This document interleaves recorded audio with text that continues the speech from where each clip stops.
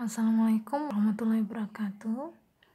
Em, Video kali ini merupakan video lanjutan dari current issues in language assessment pada video sebelumnya. Nah, di sini saya akan bahas mengenai beberapa hal yang berkaitan dengan alternative assessment dan isu-isu yang berkaitan dengan kurikulum assessment pada kurikulum terbaru kita, yaitu kurikulum 2013. Di sini kemarin di video sebelumnya saya sudah jelaskan perihal alternative dan traditional assessment, tapi di sini akan saya bahas lebih detail. Alternative assessment itu sebetulnya seperti apa sih karakteristiknya, dan di sini sudah punya 12 poin yang bisa kita lihat satu persatu. Yang pertama, pada poin pertama, alternative assessment itu requires students to perform, create, produce, or do something. Jadi pada alternative assessment ini, sekali lagi saya ingatkan, alternative assessment ini berarti dia yang non-konvensional, yang hasil dari inovasi perkembangan assessment di era CLT. Oke. Jadi alternative assessment ini meminta siswa untuk perform, create, produce, and do something. Jadi tidak sekedar menjawab soal tes yang tidak ada create something, tidak ada produce something. Okay. And the next one, the second point, alternative assessment ini uses real world context dan simulations. Ya, yang tadi berkali-kali saya bilang di video sebelumnya bahwasanya alternative assessment itu dia selalu real life context dan selalu orientasinya bagaimana tes tersebut komunikatif. And alternative assessment ini non-intrusive, ya, non-intrusive in that they extend the day-to-day classroom activities. Yang tadi dia timed, bukan untimed seperti traditional assessment. Jadi pengerjaan alternative assessment ini tidak sekali waktu seperti formal test lainnya dan konvensional test lainnya, melainkan dia memerlukan waktu dari hari ke hari dan berkesinambungan. Tidak cukup satu kali waktu. And this alternative assessment allows students to be assessed on what they normally do in class every day. Jadi biasanya kegiatan sehari-hari siswa itu diassess. Ya, normalnya apa yang siswa kerjakan di kelas sehari-hari itulah yang jadi hasil pengamatan yang menjadikan hasil evaluasi gurunya. Dan berikutnya untuk alternative assessment ini menggunakan task yang represent meaningful instructional activities.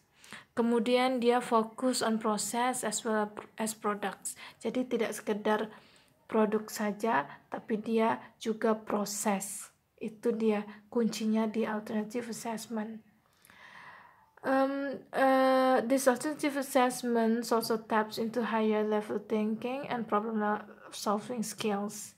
Ya, dia lebih ke higher order thinking yang dilibatkan di sini dalam pengerjaan tasnya, dan kemudian pengerjaan tasnya menuntut problem solving skills, bukan sekedar understanding atau sifatnya memahami. Okay. Terlebih kalau sekedar memorizing, itu tidak sama sekali. Jadi tes alternatif ini lebih cenderung untuk tes yang berupa unjuk kinerja, karena dia tuntutannya tadi product, creating something. Kemudian alternative assessment provides information about both strengths and weaknesses of students.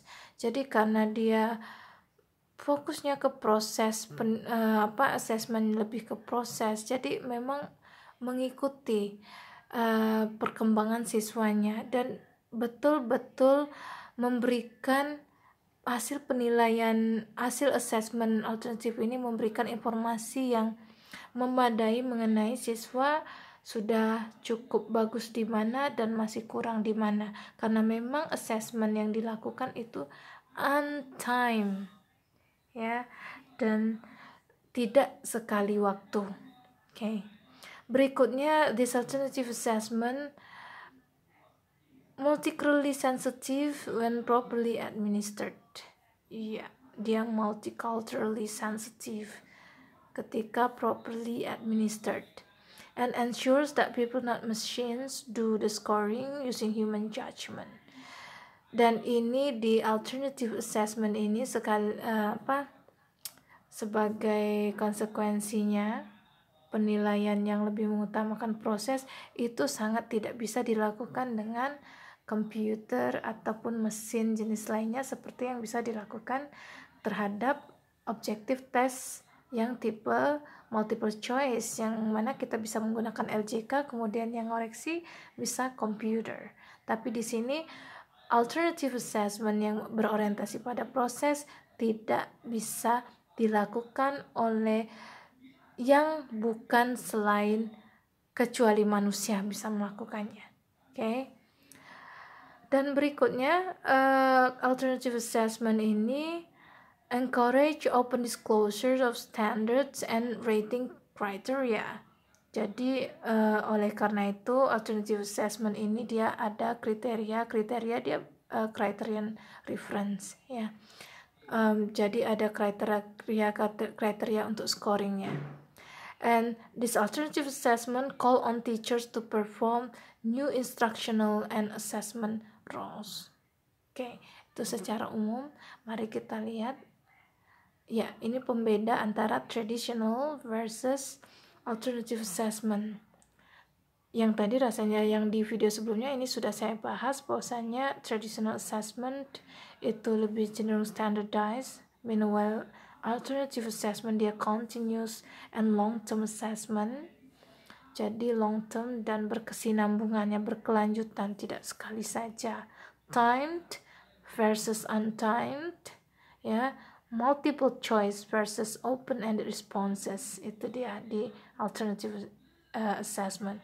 And then in traditional assessment, this one is this contextualized test item. Well, alternative assessment dia contextualized communicative task. And traditional assessment seperti yang saya bilang, dia scores at least 2 feedback, karena memang feedbacknya ya didapat cuma dari hasil tadi, produknya cuma nilai sekian sudah. Meanwhile alternative assessment the individualized feedback, karena biasanya feedbacknya berupa komentar-komentar ataupun penilaian yang sangat mengarah kepada individualnya. Beda siswanya, beda penilaian, meskipun kategorinya sama-sama 75. Itu kalau di objective test dia akan sama, generalisasi hasilnya ya 75 saja cukup.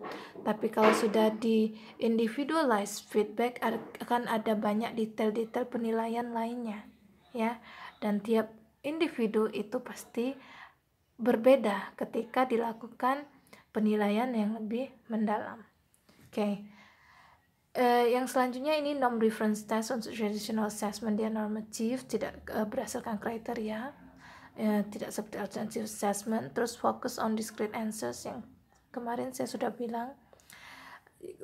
Sementara kalau yang alternative assessment ini jawabannya itu yang kreatif dan open ended. Kalau ini kan discrete answers itu paling ya jawaban yang terpisah ya, discrete itu terpisah, separate di, kalau A ya A, kalau B ya B, dan tidak open ended dianya.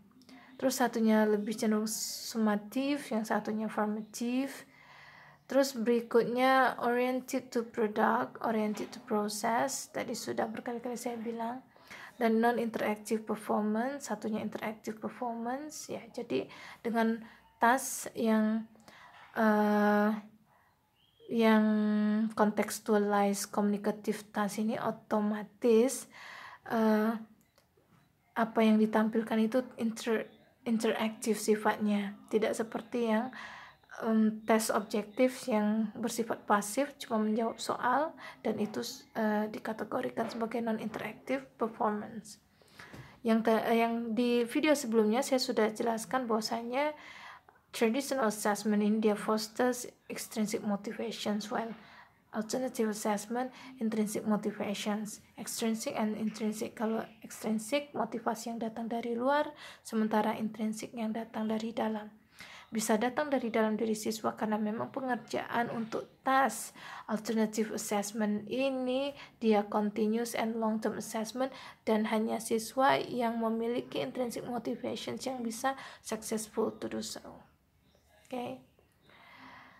Examples of alternative assessment. Ini ada portfolio, journal log, conference, self, or pure assessment.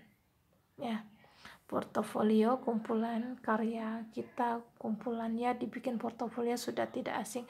Kalau journal log itu kayak journaling, ya kayak diary atau kumpulan tulisan kita, conference, self of pure assessment dan sebagainya. Ini dia tadi extrinsic versus intrinsic motivation. Extrinsic motivations ini motivations yang datang dari luar diri siswa. Jadi student is motivated to learn harder because mungkin her parents promise to give a present kalau dia berhasil. Atau kalau dalam traditional test itu biasanya kan siswa termotivasi karena tuntutan guru, katanya harus sekian persen lulus, atau tuntutan dari atau memang siswanya ngejarnya nilai seperti itu. Well, intrinsic motivations ini comes from within oneself, so student learn English because he feels that English is important for her. Jadi seperti itu kira-kira kenapa yang tadi intrinsic, kenapa yang satunya tadi extrinsic, dan itu sudah saya bahas di video sebelumnya. Berikutnya ini ada kita ngomong masalah higher level thinking. Karena alternative assessment tadi menyebutkan bahwasannya assessment jenis itu melibatkan higher level thinking. Jadi higher level thinking itu reverse-nya ke kalau di taxonomy Bloom's itu di level 4 ke atas, atau ya bisa dimulai dari analyzing, evaluating, dan creating sudah bisa dibilang higher level thinking. Sementara di bawahnya yang sekedar recalling atau memorizing terus understanding itu lower level thinking. Nah, berikutnya di sini ada authentic assessment, karena sebelumnya inovasi pada language assessment itu menghadirkan beberapa istilah dalam assessment tersendiri, salah satunya authentic assessment. Jadi authentic assessment tentunya sudah tidak asing bagi kita karena memang di istilah kurikulum terbaru kita juga menggunakan istilah authentic assessment, ya. Jadi kurikulum kita terbaru saat ini juga bilangnya wajibnya authentic assessment. Jadi authentic assessment ini didefinisikan sebagai multiple forms of assessment that reflect students' learning, achievement, motivations, attitudes on instructionally relevant classroom activities. Jadi dia multiple forms, tidak cuma single form. Dia multiple forms, dan itu bisa merefleksikan hasil pencapaian siswa dari segi bukan sekedar kognitifnya, tapi juga motivasi dan attitudes-nya terhadap pembelajaran tersebut, ya.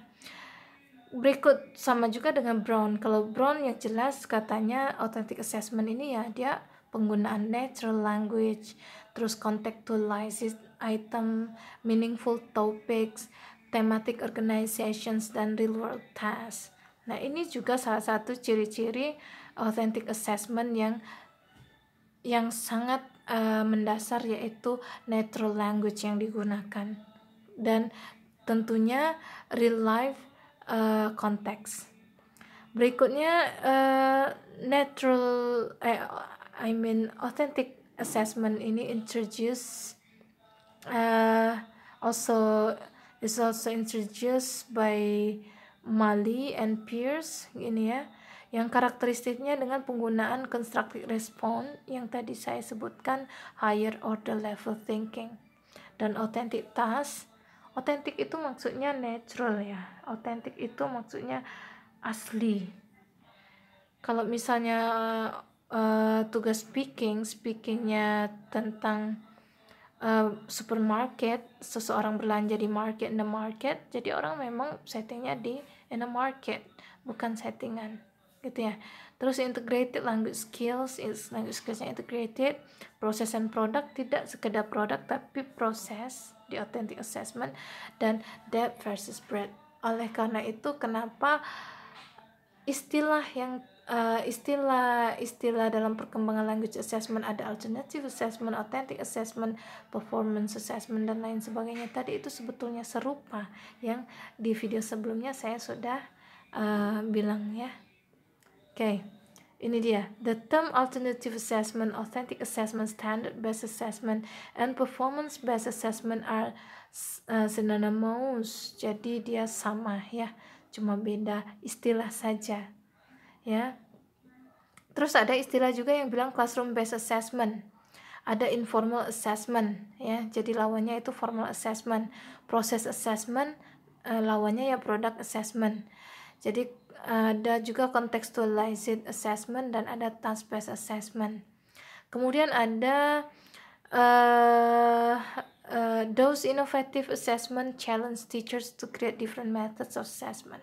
Ya, jadi itu tadi assessment inovasi, hasil inovasinya ya, dan itu memang men-challenge teachers untuk ikut menciptakan metode yang berbeda dari sebelumnya ya, cara assessment sebelumnya. Oke, kita singgung berikutnya perihal computer based testing. Ini sudah tidak asing untuk anak-anak zaman now, eranya adik-adik sekalian kan. Jadi tes menggunakan komputer itu sudah tidak asing sepertinya, karena tes CPNS, beberapa tes yang lainnya itu sudah menggunakan computer based, dan ini rencananya juga national exam juga akan menggunakan perangkat komputer ini. Nah, jadi the second current issue yang dibahas di pembahasan kali ini adalah penggunaan komputer untuk language assessment. Jadi the advance of computer technology and the easy access to the information technology lead to the use of computer and internet in language teaching as well as language assessment. Ya, karena perkembangan teknologi tadi, makanya berkembangnya sampai ke penggunaan komputer ini. So online course, blended learning, computer assisted language learning, ini sangat sudah familiar sekali CILL ini ya. Ada yang nyebutnya CALL, ada CILL. They are examples of the use of computer and internet in language teaching.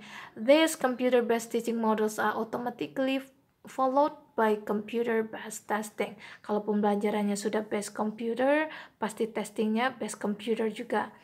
Apalagi untuk era sekarang, saat ini kita sedang dilanda oleh wabah global virus corona, dan semua orang di dunia itu social distancing, dan memang sudah zamannya dengan teknologi tinggi. Computer itu sudah tidak asing, dan ya sejauh ini sampai ke kota kecil di kita juga memakai komputer untuk perkuliahan, ya kan? Seperti yang sedang saya terapkan saat ini. Dan kemudian ini computer based testing, IBT atau internet based testing, itu ada di TOEFL. Dan juga CAT, ada istilahnya computer adaptive test, juga contoh dari computer based testing. Intinya computer based testing itu tes yang menggunakan alat bantunya teknologi komputer ya. Berikut advantages of CBT. So a variety of easily administered classroom based tasks, tentunya lebih dipermudah ya, lebih ada kemudahan dalam kita menjalankan perkuliahan pembelajaran ya, karena dia dibantu dengan computer. And self-directed testing on various aspect of language ya. Self-directed testing ya, di sini ada vocabulary, grammar, discourse, and ya yang the four skills itu juga. Oke, semuanya bisa diteskan. Practice for upcoming high stakes standardized tests. some individualizations in the case of CATs. Jadi biasanya lebih cenderung untuk yang sifatnya high stakes testing. Jadi ini saya belum pernah bahas perihal high stakes testing. High stakes testing itu adalah standardized test dan itu dilakukan secara ini administered besar-besaran ya, biasanya high stakes testing itu, dan mempunyai efek atau ya tentu saja dia memberikan waspek effect yang sangat penting dari hasil high stakes testing ini. Dan oleh karena itu makanya biasanya high stakes testing ini menggunakan komputer ya, karena sifatnya tadi biasanya itu untuk tes-tes yang skala besar yang dilaksanakan serempak, dan ini sangat memberi kemudahan ketika tes itu dibantu dengan komputer, ketika tesnya computer based. A large-scale standardized test that can be administered easily to thousands of test takers at many different situations, then scored electronically for rapid reporting of results. Nah, itu yang tadi saya barusan bilang. Jadi large-scale standardized test itu sangat terbantu sekali dengan yang namanya tes yang computer based ini ya. Dan kalau dulu itu multiple choice test itu digolongkan sebagai yang kita sebut dengan traditional assessment, tapi dengan computer based testing tetap kita pakai multiple choice, cuma yang perbaharuannya adalah dia sifatnya penggunaan teknologi. Terus berikutnya, imperfect technology for automated essay evaluations and speech recognitions. Ya, ada penggunaan teknologi juga yang bisa digunakan untuk evaluasi essay ataupun recognition speech ya. Cuma ini terkadang imperfect ya, namanya juga keterbatasan dengan yang namanya teknologi tidak sama dengan manusia, karena tadi sifatnya biasanya yang namanya sifatnya performance itu penilaiannya biasanya memang jarang bisa diwakili selain manusia itu sendiri yang menilai. Okay. Nah, ini ada disadvantages of computer-based testing. Yang pertama, lack of security and the possibility of cheating. Iya, ketika dia unsupervised computer test, kalau dia tidak ada pengawasan, ya itu kurangnya kemungkinan untuk cheating. Terus occasional homegrown quizzes that appear on unofficial websites may be mistaken for validated assessment. Iya, ini ada quiz-quiz yang sifatnya rumahan, tapi dia appear on official websites, itu sebetulnya tidak menyalahi untuk tipe assessment yang valid ya. Kemudian the multiple choice format preferred for most computer-based tests contain the usual potential for flawed item design. Okay. Jadi multiple choice ini biasanya ya dia contain usual potential untuk item design yang flawed. Dan kemudian open-ended responses are less likely to appear due to the expense and potential unreliability of human scoring, the complexity of recognition software for automatic scoring juga ya. Jadi kalau yang open-ended responses ini ya terbatas untuk bisa dibantu dengan komputer ini. Okay, seperti yang tadi barusan dijelaskan. And the human interactive element is absent. Tentu tidak bisa kita bilang kalau bantuannya komputer dan semua yang menggunakannya komputer kecuali internet based ya. Biasanya dia tidak ada yang namanya human interactive element. Terus validation issues stemming for test takers approaching tasks as test tasks rather than as real world language use ya. Ini mengenai validation issues untuk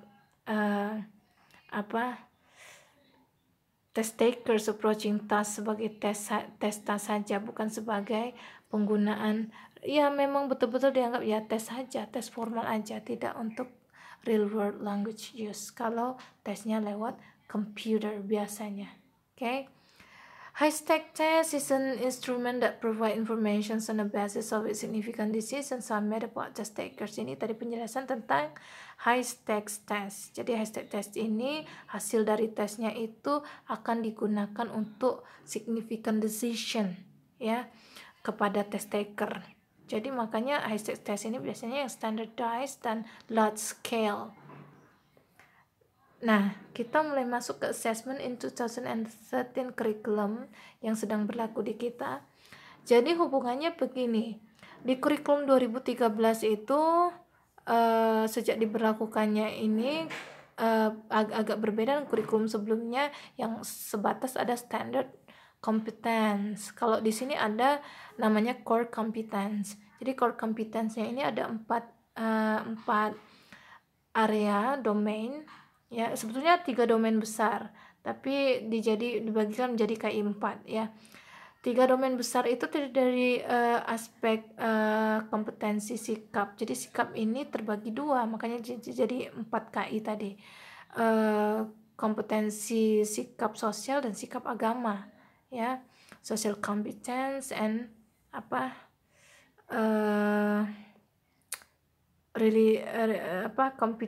religious competence ya. Dan kemudian KI 3-nya itu competence knowledge dan skill competence ya. Kemudian untuk spiritual competence ini dia hubungannya ke hubungan vertikal antara students dengan their God. Makanya di sini religion rituals itu biasanya diamati di pembelajaran ke-13 ya, dan itu menjadi assessment oleh gurunya, di-assess oleh gurunya kompetensi sikap beragamanya. Kemudian untuk social competence itu hubungannya kepada hubungan horizontal antara siswa dengan sesamanya. Jadi itu mencakup sikapnya siswa yang di-assess ya. Bagaimana dia, apakah dia jujur, kooperatif, disiplin, seperti yang udah saya contohkan di sini. Kemudian kalau knowledge competence itu yang biasanya diukur kognitifnya ya. Kemudian kalau skill competence itu adalah kinerja, kompetensi kinerjanya, skillsnya seperti apa. Oleh karena itulah, karena ada ranah kompetensi kinerja inilah, makanya K13 ini identik dengan authentic assessment. Karena authentic assessment itu intinya ada pada penilaian kinerja ya, yang continuous and on time and long term. Okay. Nah, with the concept for core competencies of 2013 curriculum are implemented in language classrooms, we have to think of the kinds of assessment which suit the different learning styles or different intelligences of our students. Itu ya. Jadi kita harus pertimbangkan itu. Jadi itu saja akhir dari video kita kali ini. Rasanya cukup komprehensif ya, kita bahas perihal current issues yang ada dalam language assessment. Semoga bermanfaat dan semoga bisa dipahami. Sampai jumpa di video selanjutnya dengan lanjutan materi kita setelah ini. Assalamualaikum warahmatullahi wabarakatuh.